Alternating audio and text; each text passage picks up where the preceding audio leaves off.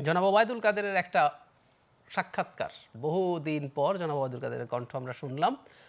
একটা সময় ওনার কণ্ঠ শুনে আমরা কথা শুনে মজা পেতাম, এখন সেটা আসলো। সেখানে তিনি সারপ্রাইজিংলি একটা ইন্টারেস্টিং তথ্য দিচ্ছে। দর্শকরা যারা শোনেননি তাদের উদ্দেশ্যে বলি যে এখানে যারা আন্দোলনকারী মানুষ তারাই তাকে আসলে শেষ পর্যন্ত পুলিশের হাতে না তুলে দিয়ে অন্য জায়গায় তুলে দিয়েছে। তো উনি যেটা দাবি করছেন, উনি ৩ মাস দেশে ছিলেন।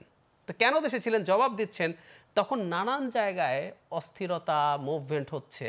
উনি স্বীকার করেন এটা ওনা বাঁধিয়েছেন, কিন্তু উনি বলছেন ওর মধ্যে কিছু করা যায় কিনা, এটা ওবায়দুল কাদেরই বলছেন।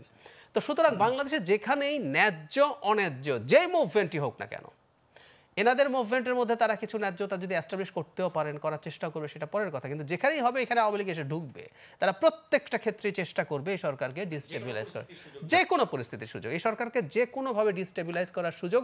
এটা শুধু আওয়ামী লীগও না, সরকার যে বলে ভারত এর মধ্যে নানানভাবে জড়িত আছে, আমি মনে করি তাও হতে পারে। কিন্তু জরুরি কথাটা হচ্ছে এগুলো বলে পার পাওয়া যাবে না।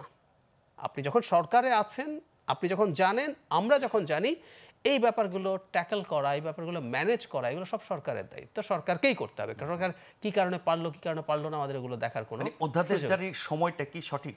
আমি সেটাই বলছি যে এই সময় যখন আপনি এই অস্থিরতার মধ্যে আছেন, আর অধ্যাদেশ জারির আগেও যেটা হতে পারতো, আপনি অন্তত কিছু মানুষের সাথে বসে এই কাজটা করতে পারতেন। আমি ব্যক্তিগতভাবে মনে করি একটা জিনিস, সেটা হচ্ছে এই অধ্যাদেশে যেই বিধিগুলো আছে সেগুলো থাকা উচিত। সেগুলো খানিকটা, মানে আপনি ছুটি ছাড়া অ্যাবসেন্ট থাকবেন, আপনার এরপরও আপনাকে শোকজ করে চাকরি থেকে আমি সরাতে পারবো না, এত এটা কি কঠোরভাবে নিয়ন্ত্রণের উদ্দেশ্যে? আমি সেটা আবার মনে করি না এই পরিস্থিতিতে।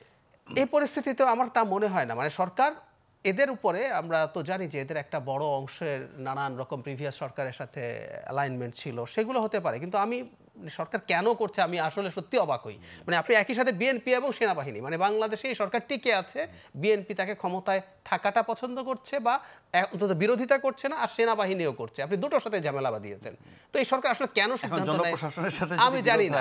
আরেকটা জিনিস একটু যোগ করতে চাই, এরকম প্রেক্ষাপটে আবার এই যে এনসিপির লোকজন যে ধরনের মারাত্মক উস্কানিমূলক কথাবার্তা বলছে, এগুলোর প্রয়োজন নাই। তারা সরকারের বিরুদ্ধে লড়াই করছেন, লড়াই করুক। সরকার যদি প্রয়োজন মনে করে আলোচনা করবেন, সরকার চাইলে বল প্রয়োগ করতে পারেন। মানে বল মানে আমি পেটানোর কথা বলছি না, এদের কাউকে চাকরিচ্যুত করতে পারেন। যে অধ্যাদেশ হয়েছে সেই অধ্যাদেশে কিন্তু এরকম দল বাঁধিয়ে এর যেটা করছেন, এদের সবাইকে কিন্তু ফায়ার করা যায়, সেটা করুন। এটা ছত্রভঙ্গ করার জন্য তারা যদি মনে করেন একেবারে হার্ড বল প্রয়োগ করবেন, এনসিপি হুমকি দিচ্ছে কেন এখানে? সো পরিস্থিতি ঘোলাটে করার একটা চেষ্টাও তো আমরা দেখছি।